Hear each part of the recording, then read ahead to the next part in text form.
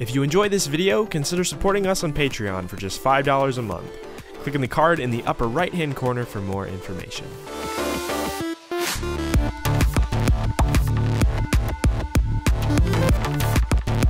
Hey guys, this is Julian of Julian Gray Media. Today's video we're going to be covering some of the new features of Loopmasters Loopcloud 2. I did a video on the original Loopcloud, which is this really cool cloud-synced system of file management for all of your Loopmasters packs. And you can check that out in the description below and in a card in the upper right-hand corner right now.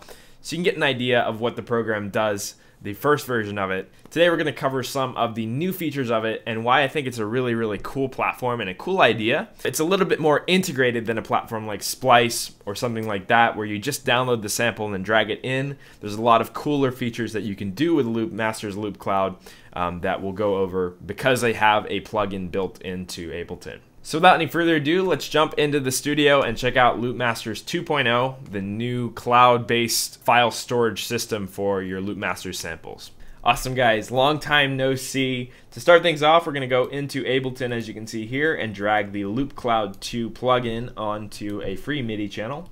And as you can see, this is going to send audio from the Loopcloud app into Ableton Live. And the reason we do this, and the reason why Loopcloud is cool, is because it integrates into the internal clock of Ableton or whatever DAW you're using. And there's a lot of cool features that this can entail when you go into the Loopcloud application.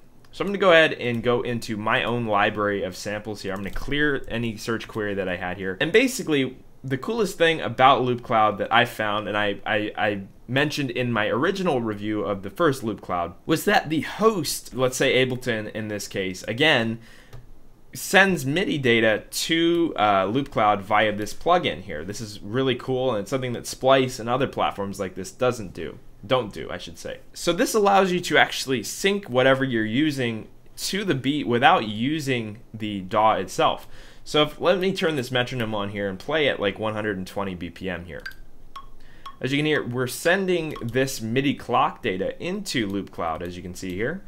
And if we go into Loopcloud, it says right here at the bottom, connected to Ableton. If we hit play, if we open Loopcloud back up, and we were to play a sample, you see now the actual Loopcloud application is playing in real time to Ableton Live.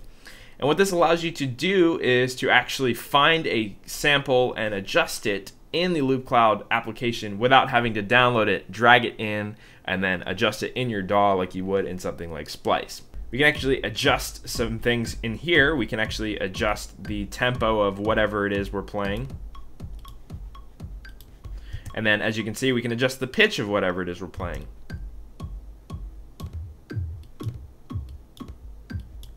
So we can make all these adjustments to the sound without even having to go into our DAW at all, and that makes it really, really cool. We can actually preview what it would sound like pitched up or down or in a different syncopation. We can download the high quality file. Let's say that if we pitched this up too and we wanted to download it, you can do that here, and then we can go ahead and drag the processed sample out. As you can see, if we just click and hold, it drags this wave file out of here, and we can drag that directly into our Ableton project. And now you can see we have that tuned up kick. And of course you can do this with loops as well, and you can export tuned loops or create your own little loops in Loopcloud and do that. So this is all stuff that happened in Loopcloud 1. This is relatively unchanged, but I just wanted to go over it, and that's why it's cool to me. Loopcloud 2 added the store function here, which allows you to buy things directly from the application itself. Let's get this thing loaded up, and as you can see, if we were to load in one of these samples, or sample packs I should say, you're able to buy the packs directly from the application itself. So if we were to do this, we can buy individual files now, similar to how Splice works. Let's just say we wanted this one.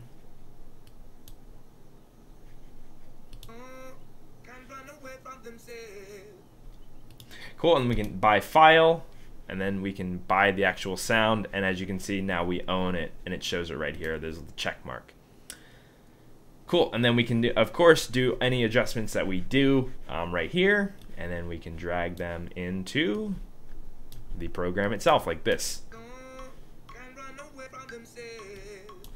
And there we go. That's how you do it. And that's one of the cooler things about Loopcloud 2 that you couldn't do in Loopcloud 1. You can actually buy samples from the Loopmasters store directly from the plugin, as you can see here. I'm a huge Splice fan, but this is kind of next evolution of that, I feel, where the plugin actually integrates into the DAW so you can make adjustments to the sounds without having to deal with the DAW itself. And you can actually monitor and preview files before they even hit your DAW. So those are the new features of Loopcloud 2, the new added store button. You can buy individual samples, and they added a brand new UI that's very, very clean. I think this is the next evolution of something like Splice, where you can actually modify samples from within the program itself without having to hop into your DAW, and that's just really, really cool to me.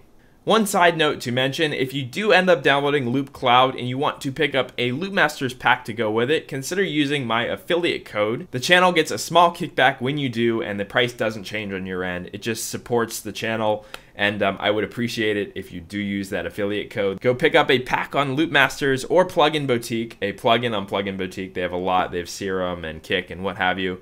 And if you use my affiliate, then we get a kickback, and you're supporting the channel as well. So that's pretty much it, guys. What do you guys think of Loopcloud? Let me know in the comment section below. If this video was cool, give it a like, and make sure to subscribe to the channel. I make 3 videos a week, always music and audio technology, newest things that are coming out, I review on the channel. So make sure to subscribe for future uploads. I'm Julian of Julian Gray Media, and I will talk to you in the next one. Bye-bye.